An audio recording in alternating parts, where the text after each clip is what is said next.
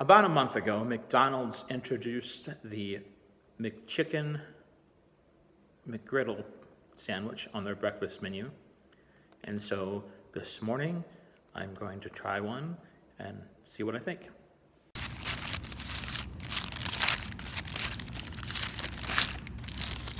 Okay, here's the sandwich. It's a kind of a miniaturized McChicken sandwich in between two McGriddle patties.